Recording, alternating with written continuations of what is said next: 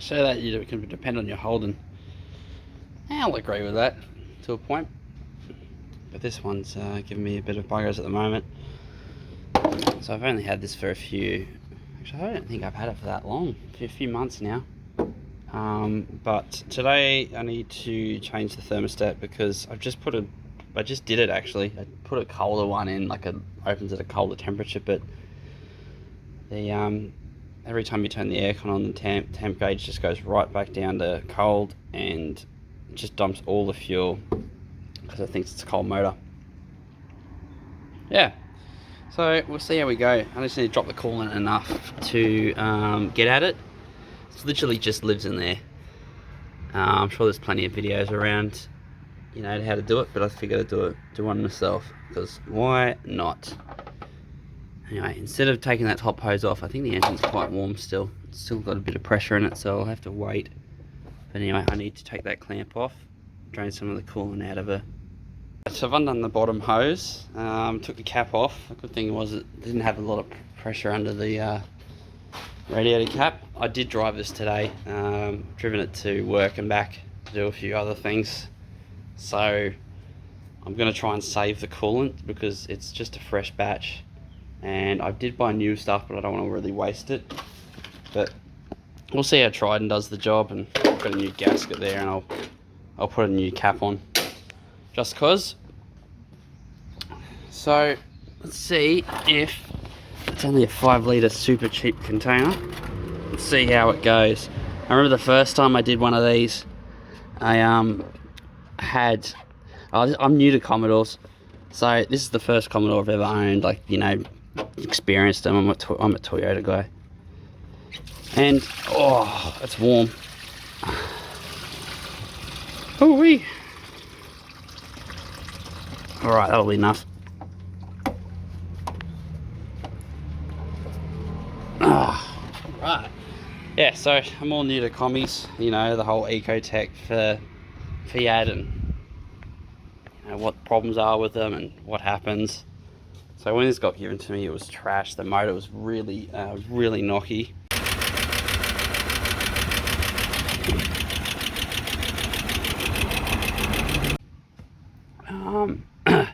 You know, the interior was a mess. Yeah, good. Well done. Yeah. So I spent a lot of time and money, you know, fixing it up, doing it up. It was given to me, so I couldn't complain. And the amount I've spent on it is probably, you know, is amount, hopefully equivalent to the amount I sell it. And it's good too. Like it's a V6 manual, so you can't really go wrong with them. And they're a good car to run around in. I've honestly haven't had any major issues other than its neglect. The only time I ever had major issues is when I first got it and I was first fixing it up. So, like, had the engine out of it, investigated it. It looked alright. I thought the big ends were gone or something, but it turns out it's just noisy tappets from lack of oil. Got them all changed. I even did the tappets in them, and it still runs really well. The stupid thing is, when I did one of these the first time, I used sealant on the thermostat gasket, and it blocked up the breather hole for the bleeder. The bleeder hole, I beg your pardon. And it gave me massive headaches, you know, because it gave me symptoms of a head gasket. So I thought it was the head and the gasket, so I took them off, sent it away, and then got it all back, got it running again. It was still doing the same thing, and I was absolutely shattered. So I thought, oh no, what am I going to do? Am I going to have to pull the engine out of this again? You know, just to do something that probably wouldn't even been worth doing in the end if I knew about it. But I thought about it for a bit. I slept on it, and I thought, well, hang on, it's only doing it up to temperature. And like once it gets to its, you know, the thermostat temperature, it just starts bubbling out of the radiator like mad. It never did it. And I thought, well, hang on, might be just the bleeder hole that's playing up. Like it might be just blocked. So I took it all off. I took all the silicone off, got a new gasket. I changed the, that gasket was leaking. Fuck. Got a new gasket for it, and I unblocked the bleeder hole. And, bled it all up again and thought, oh, hang on a second, it's good. Alright, 213 mils, off it goes. I'll show you, if I get the thermostat out, once I get it out, I'll show you what I did to alleviate the, well, it helped it a fair bit, and it helps it now. Oh, trying to get it all, back together and all up and running. God, this one's always a pain in the butt. At least it's easy to do one of these. Oh yeah. Okay, I'm going to keep this thermostat because I know it's still good. It's not even all that old either. It's only an 82 thermostat from Mace Engineering. Yeah, so if anyone wants a high flow thermostat for I don't know, their Ecotec or their L67, I think, which is the supercharged model, you're more than welcome to buy it off me. Maybe even have it, but I think the high flow versions are quite sought after. Alright, it took me a while. I had to find a bloody razor blade to clean up the smuts on the thermostat housing. Now, when I had a lot of people have issues with bleeding these things. What I've discovered is that you could have a special funnel made for the radiator. Like you could buy a soft drink bottle, cut it up, tape it around the radiator, and that's it. Radiator. Ugh. What am I on about? But I tried that, and it just kept absolutely pissing out the radiator when I did it. So I never bothered after all that. So what I did was in fact, I can't remember, I think it was like a 3mm hole for the bleeder hole in the thermostat, which lives just there. I drilled it out to about, I don't know, probably I reckon it's about 4mm. I'm not going to try my luck and measure it for everyone, but it's bigger than what it used to be from factory, and I did it. When I drilled it through, this is when I had those head gasket bloody symptoms. I thought, oh, hang on. It's made noises, like it just started bubbling away, and I thought, well, it's never done that before, so this could be promising. Anyway, that's what it looks like. Alright, I think it's time to put everything back in. Clean it up as best I can. It'll do. I've actually had it worse before. Yeah, we got the new thermostat and the new gasket and slap it on. I had to spray brake cleaner down the thread holes because I don't have an air compressor handy, and there's something down there. Maybe I'll just grab a straw and blow it out quickly. Alright, got Mr. Straw. I might as well just blow in there just to make sure it's not gonna, I don't know what they call it. I wouldn't say hydrolock, but prevent the bolts from going down because of the coolant and water in there. Oh.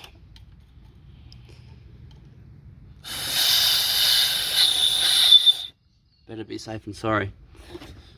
Alright, let's get a new thermostat and put her in. I don't know how good these Trident thermostats are. Oh, this opens at 82. I didn't grab a high flow, did I? Oh, that's my old one. Fuck, I'm such a spastic. That's the newie there. I usually open it around 90, 99. Roughly the same as my old Hilux. Yeah. Cool. See how it does the job, eh? 91. I don't know how much it would affect the. They must have a very sensitive temperature gauge. I would imagine it's not like a a Toyota where the gauge stops moving, within 40 degrees or something like that. I'm a Toyota person myself, and I don't know why they do it. It's probably just to keep people happy and for the fact that nothing's wrong with their vehicles. Between, I think it's like 60 and 110, the car registers normal temperature, or 100 degrees or something like that. Something stupid. And then, by the time the temperature gauge starts moving, it's already too late. Which is quite a shame and a shock to probably quite a few people. Alright, let's put this back on. Maybe I should clean these up a bit. I've got a wire brush here, I'll clean them up. So I was using the wire brush to clean these up, the wire brush on the drill. Now, this is why you use a vise, because this stuff happens. Absolutely annoying. I'm gonna have to put there we go. Yes, dangerous and annoying. I've done that to myself before and actually cut my, or just gave myself a cut on my gut area. Nothing too severe, at least. This one needs a bit more cleaning up. I'll do that. I will put pipe sealant on these, and like hydraulic pipe seal, and probably you're wondering why the hell would you do that? It's because I've had coolant come out of these bolt holes before. I don't know how or why. It's probably just because of a crappy gasket, but I'm not going to take that risk again. Once this thermostat's in, I think that's it. I do not want to touch it anymore, unless something goes wrong, of course. So yeah, I actually have to go dig up my pipe seal, and hopefully it's still got plenty left. I thought I had the tube still around. Alright, well, there's a pipe sealed bolt. Other one's done as well. Hopefully they line up okay, because I know that gasket didn't look too, like, it didn't really line up with the holes 100%. That's pretty typical of these old Trident ones. Bit of a pain in the ass. Yeah. I've still got to do that bottom radiator hose up. I better not forget that. I think that's started. Alright, that's my 13mm.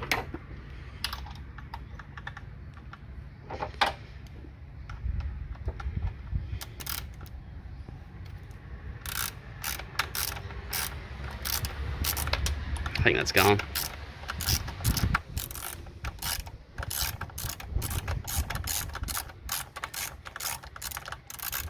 Awkward spot to do it though, because it feels like the bolts always want to round when you do it at that angle. Maybe I'll get in there with a spanner. Well, that's how it's done. It's coming out the other side too, that's good.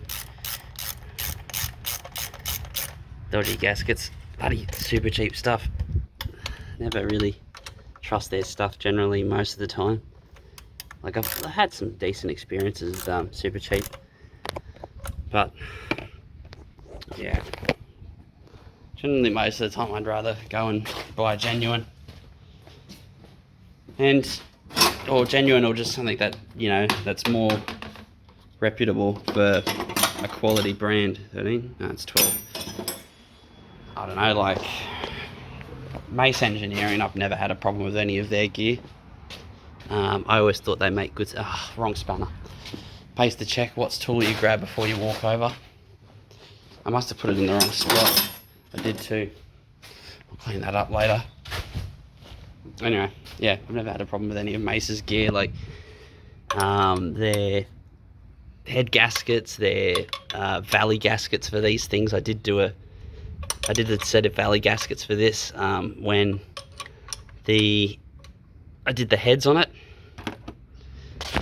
and yeah, I've never really had a major issue with them. that's tight enough. I might put the phone down and check it. Well, they're all done up, tight enough. I didn't torque them down. Never really torqued these down, to be honest. I know some engineers probably watching and thinking, oh, you should always torque bolts down, blah, blah, blah, blah. It's alright, it's not your car. And I've done about 4, actually no, this is the 3rd thermostat I've put in this thing. Like, the reason why I put the first one I did was when the head gasket had that head gasket symptom. I thought, well, I'll put a lower temperature thermostat in because I just kept the original one in. And then when I discovered it was like bleeding issues, I drilled a hole in the old thermostat because I just didn't want to take that risk, and the car had to be put on a truck to Melbourne, not to Melbourne, to the up north.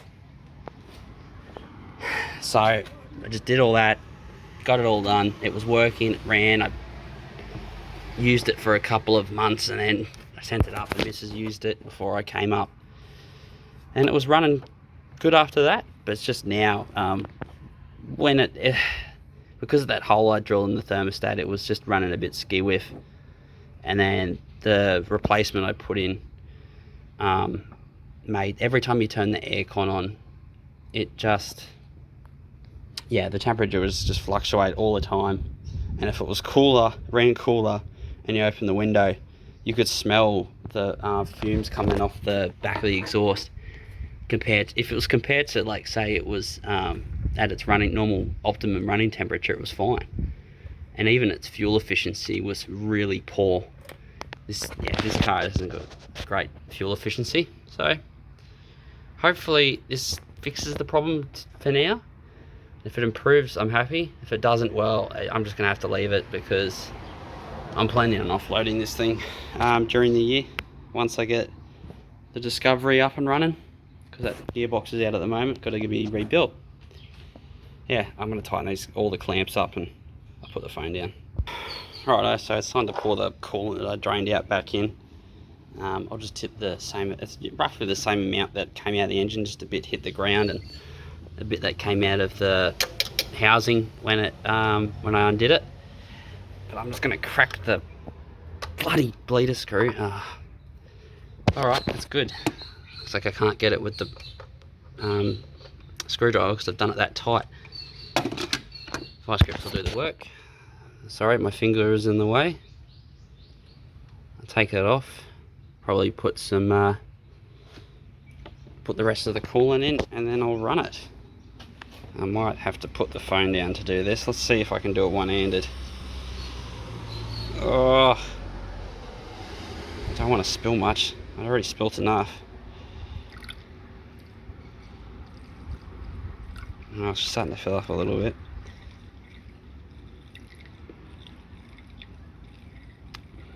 Mind you, most of it will be going back into that header tank too. Here we go.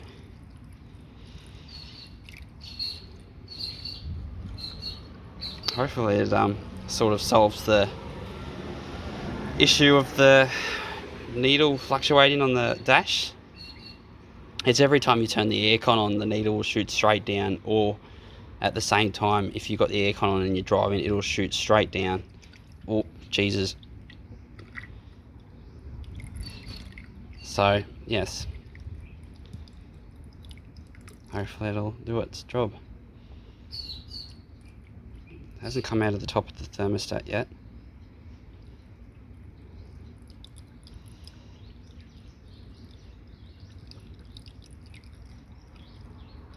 It's almost empty.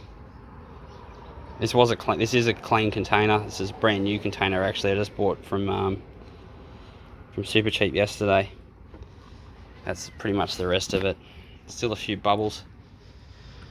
But once I start it, I'm sure it'll go down a bit. I've got premix here somewhere. Here it is.